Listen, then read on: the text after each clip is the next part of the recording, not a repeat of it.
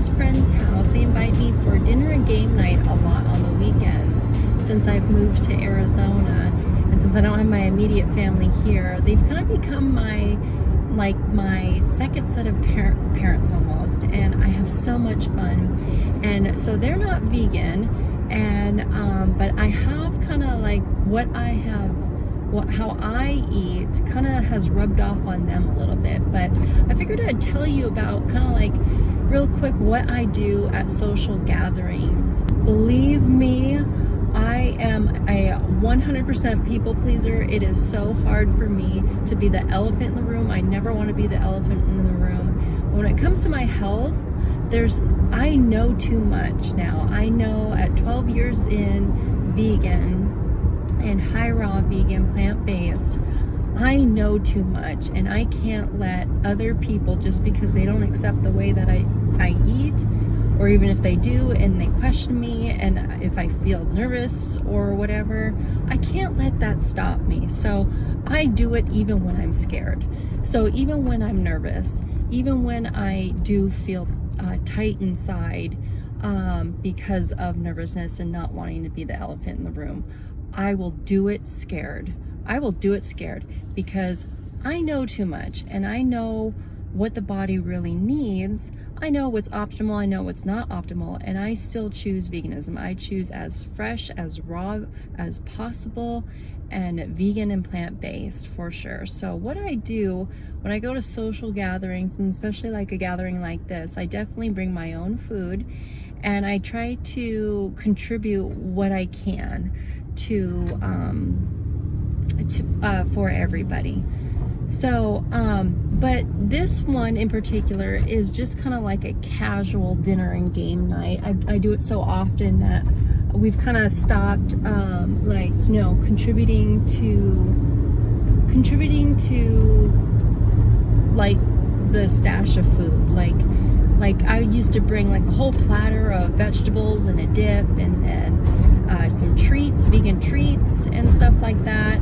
But now we do it so often that I really just don't do that anymore. I just bring what I need to eat. They're welcome to have some of the vegan plant-based options if they want. If not, that's fine. That's kind of where we're at now since we do this so often. So I have my tofu here.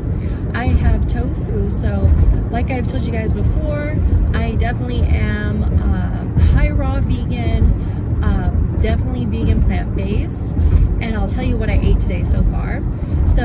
But I also do incorporate some cooked food every now and then, plant cooked food. So like the tofu and some processed foods here and there, like tofu.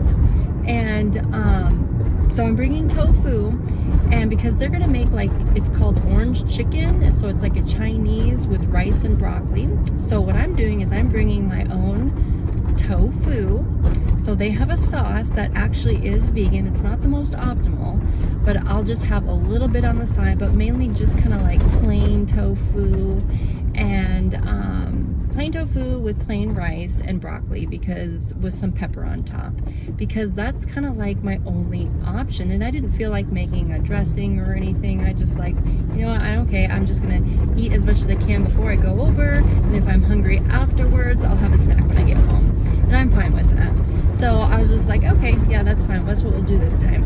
So I brought my tofu with me, and so I'm gonna have rice and lots of broccoli over there. So I'll try to film what I can.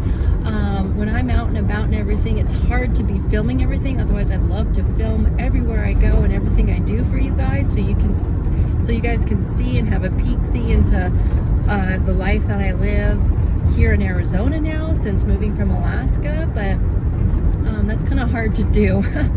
You kind of need another person around to kind of do that. So, but I do what I can to share with you guys. So what I can. So that's what I'm doing. I'm on my way over there. They're on the other side of town. So it takes me about 30 to 35 minutes. I'd say 35 minutes to get over there if traffic isn't too bad, which normally it isn't, because Tucson is so large. But it's weird because Tucson is like a little big town. I don't ever feel like I'm in a large city since I've moved here to Tucson. It's kind of strange. But yeah, that's what I love. I don't, even though it's a larger city than Fairbanks, which is wonderful, more options, but I'm not a fan of big cities at all. So it's got a small town feel anywhere you go, which I love. I have fun with games and everything. I love board games and card games, and so I definitely have my dose of fun time. And they are such wonderful people to be around too. They're funny, and they're just wonderful to be around.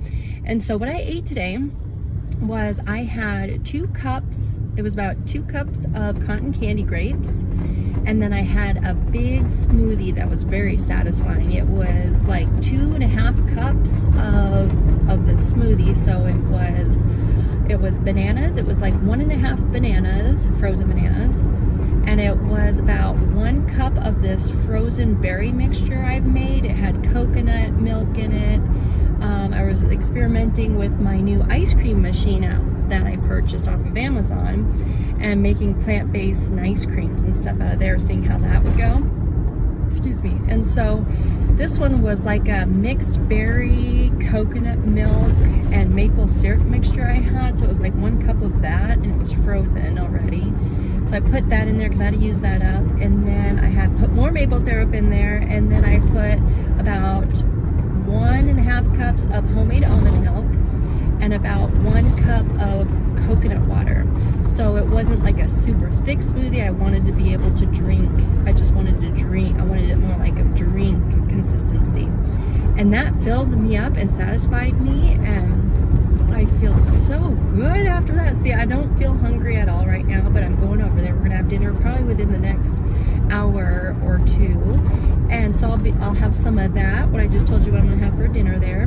So again, I have my the tofu here with me, and all I did was dice up the tofu into cubes. I didn't cook it at all because tofu is already processed and cooked already, so I didn't do anything like that. It's just diced it into cubes. So what do you guys do for social gatherings, huh? Believe me, I understand it's hard, but that's what we have to do if we're going to make a change. We have to be the elephant in the room, and we have to be the one to make the change if everybody else is not doing what we're doing. So you don't have to go with the flow, go against the grain. Do it even if you're scared.